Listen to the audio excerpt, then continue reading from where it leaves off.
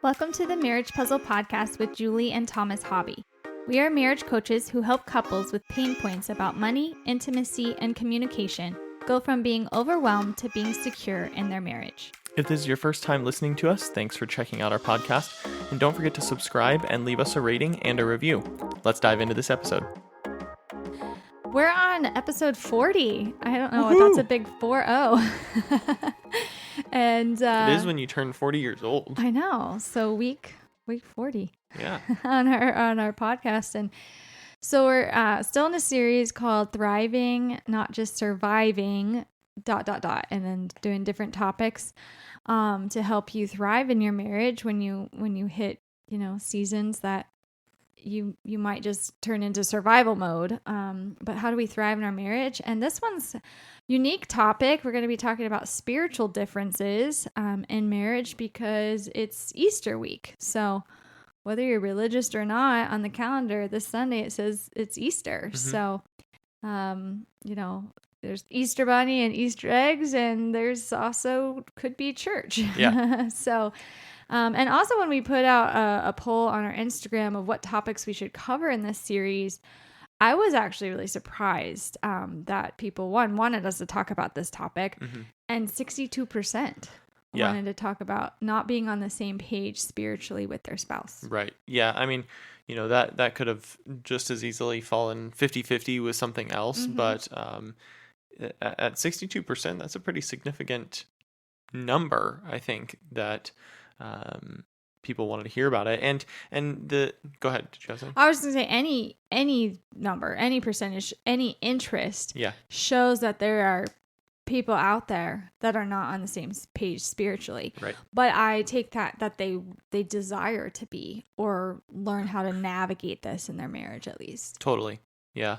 And the way I look at this specifically, and we've been talking about this, is that this issue is kind of, it's not a black and white issue. It's more of like a spectrum issue. There's gray area that could be involved in this. It could be on one extreme that, one of you is a pastor at a church and the other is an atheist. And you still got married and you still love each other and that's okay. But that situation is going to cause some tension. It could also mean that you're both of the same religion, but there is one little thing within your religion that you disagree on, or that you interpret differently, or something like that. So there's such a broad spectrum in this topic. That we're not going to be able to dissect every single piece of it. So we're going to take this from kind of a higher level to try and give you some tips and some help to get through this. Yeah, I think we all would agree. But there's also studies out there that says couples with high agreement on spiritual beliefs report a much higher level of marital satisfaction and closeness than those with low spiritual agreement. And so it's actually, if you did marriage coaching with us, you take an assessment before our sessions, and spiritual differences can be one of the topics that we cover with couples if there's disagreements. Yeah. And so, because it's proven, if you do get on the same page, you will be more satisfied in your marriage and feel closer to your spouse. But if your spiritual beliefs are incompatible, talking about the origins of your belief can help you understand one another. Yeah, totally. And if you are in a situation where your spiritual beliefs are incompatible, there's a lot of tension around this, don't throw in the towel. That doesn't mean your marriage is over. That doesn't mean you have to try to convert your spouse to your religion, or you have to sacrifice your beliefs to be on the same page with them. We're going to give some tips around this to try and help. But just, I guess, one of the biggest things I would say is just don't give up that easily. I mean, this is definitely a touchy area if you have different spiritual beliefs than your spouse. But it can also be a very respectful area too. So so what do you do if you're in this situation? we don't want to oversimplify this, but talk about it. We say this a lot throughout our podcast, and we encourage you to talk about things with your spouse and communicate.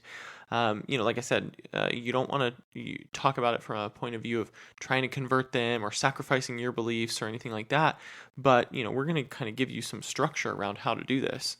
Yeah, I think just that's why it's like, what are our takeaways in this episode? What are we going to help people with? And we're just going to keep saying talk about it. But the reason why is I think it's hard for couples to talk about it. So earlier you said, their disagreement or what they think that they have a spiritual difference on could be something so small. Mm-hmm. And so is it a small issue that you're making actually a really big one? Right. And it's not, you don't need to part ways over. Yeah, zoom out and get perspective first Yeah. as to how you're approaching this conversation. But if our three things that, we talk about a lot of different topics on the podcast and coaching, hone in on 8 different things over 8 sessions. But our, niche or our favorite 3 that we like to help couples with, money, intimacy, and communication. Mm-hmm. I don't know why, even talking about sex and money, those are hard topics. Mm-hmm. This one, I think people almost avoid. So even though money is hard to talk about, sex is hard to talk about, we're working with couples who are talking about it. We're just helping them learn how to.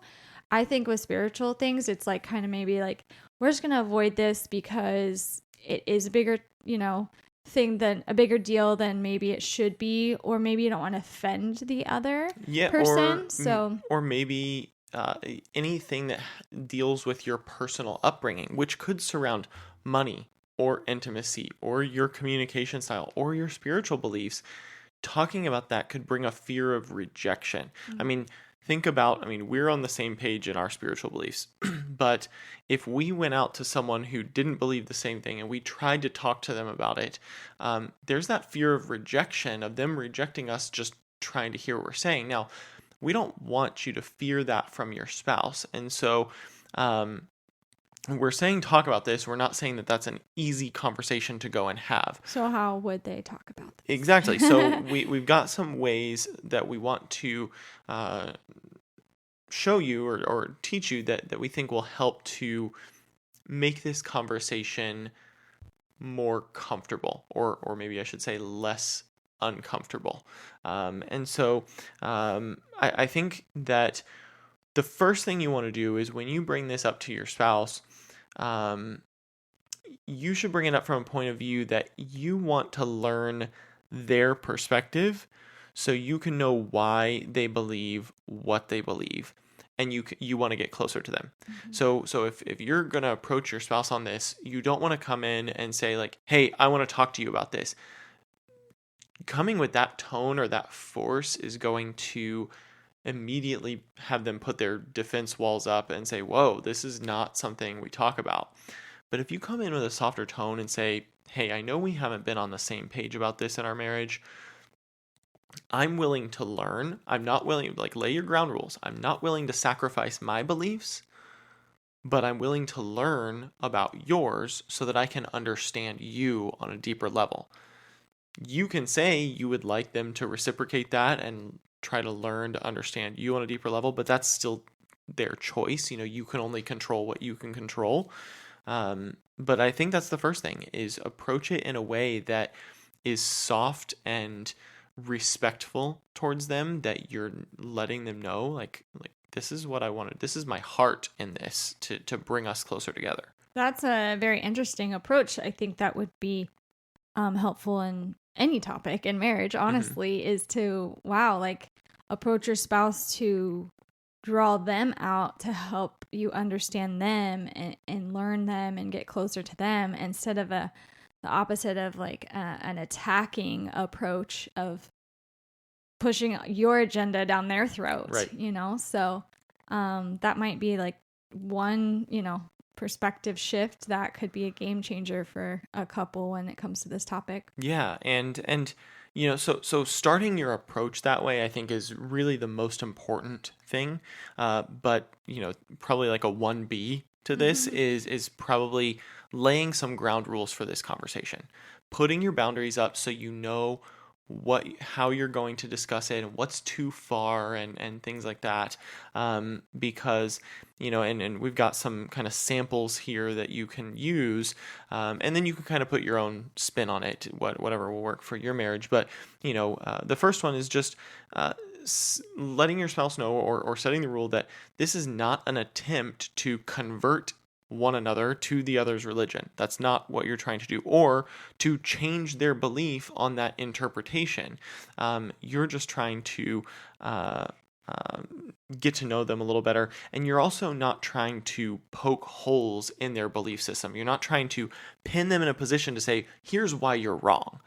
And then you're just defeating the purpose. You're just starting the fight again. So it's not an attempt to convert or poke holes in their belief system. So what you're trying to find out is what's important to them. Right. And why that's important to them. I think just like any tradition or, things you both have different upbringings, and that could be why you have different beliefs. Of other influences or what you've learned along the way. So remember that what you're trying to find out is what's important to them and why it's important to them. Yeah, and you also need to know that basically you're trying to learn the why behind the way they think. So if their spiritual beliefs impact the way they think and how they manage their life, you need to learn the why behind that. Because if you can understand their why, the reason that they tick, or the way the lens that they filter things through, that might at least give you a respect on the decisions they're coming to, or the things that they're doing, because you're going to know it's not necessarily from ill intent. They just believe things differently than you, and that's okay. You can be respectful of that. Yeah, I think if you understand the why, it will help you respect how they're coming to that decision. Yeah, totally. So, again, just a few basic rules here to discuss this, and hopefully those will help you guys out. Did you have something? I think just the first thing is to talk about it. Yeah. Like we keep saying that, but I think because with Easter coming up, or whatever holiday, or any just general Sunday, if you don't talk about it, then you're setting yourself up to fail. Kind of like if you don't state the expectations, your spouse can let you down. Right. So if you're, let's talking, we're not trying to hit all the religions, but if Easter is the big day that you go to church, and one spouse is not thinking about that, they're making other Easter plans around a meal or Easter egg hunt, and you didn't communicate that, right. That's not fair to your spouse if you're then just mad at them. It's not fair to either spouse. Yeah, you wanted to do something or go to church. So that's why we're saying talk about it. Communicate some expectations, and like you said, the why behind that, and then draw your spouse out to understand why that's important to them. But I also would encourage the other spouse who, maybe had other plans to lean into that. If for one Sunday of the year or whatever it is, if that's something that Easter is important to your spouse, then lean into that and go with them to church, or then do your Easter plans, or support them in however you see fit. But that way, it's like this week would be a great week to open the conversation, maybe try something out this weekend, and continue the conversation from there, and building spiritual, hopefully not differences, right. Spiritual unity, once again, in your relationship. Yeah, but ultimately we're all individual people, right? And we all have different upbringings and different belief systems, and so the other big thing about this is to just be respectful of what your spouse, you knew most likely before you got married that this difference was here.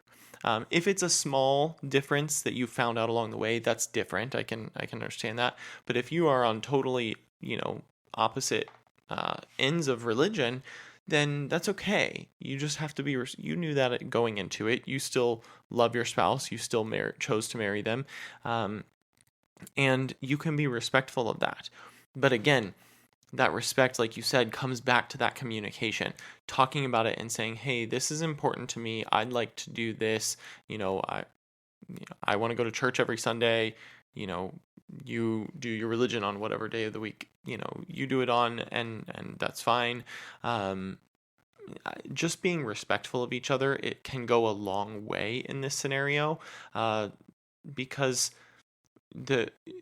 the worst thing is not feeling that support from your spouse. Mm-hmm. And this is an area where you can be supportive even if you don't believe the same thing. You can still encourage your spouse to go pursue their beliefs. If your spouse was, we've talked about this recently in the job change episode. If your spouse was really struggling at their job and they found another passion, you would encourage them. Like, that's what you believe in? Go do that. Mm-hmm. Go start that business. Go get that other job. You would encourage them. So you should be able to do the same thing in this way. You can set your beliefs aside for a second and say, you know what, if that's what you believe, I encourage you to go pursue that and continue to do it. As much as I would love you to be a part of my belief system, I'm going to set that aside because, that's what you believe is important to me too. Mm-hmm.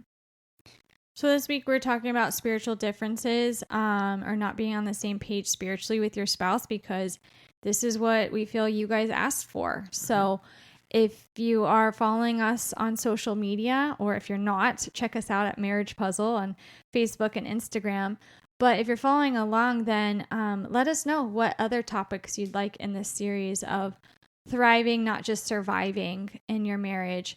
And then we'll try to get it in and discuss it. Yeah. We'll probably tell you to talk about whatever that topic is, but we'd love to know what content you guys want us to dive into, either from personal stories or books we've read or our coaching certification and things from our training. So yeah, but we won't just stop at talk about it. Right. We're going right. to do our best to try and come up with some tips to help you along the way, because sometimes that talk about it, you need to do that, but you don't know how to do that or how to come about it. So we're going to always do our best to give you some extra tips there. Yeah, hopefully practical advice. But if you want someone to go beyond just you and your spouse talking about it, you need someone to come alongside with you during those conversations. You can always go to marriagepuzzle.com to check out, sign up for a free discovery call with us, where we can kind of help you through a topic and see if marriage coaching is a right fit for you to do with us. So either way, we look forward to you joining us next week, where together we'll work on marriage one puzzle piece at a time. See you later. Have a good week.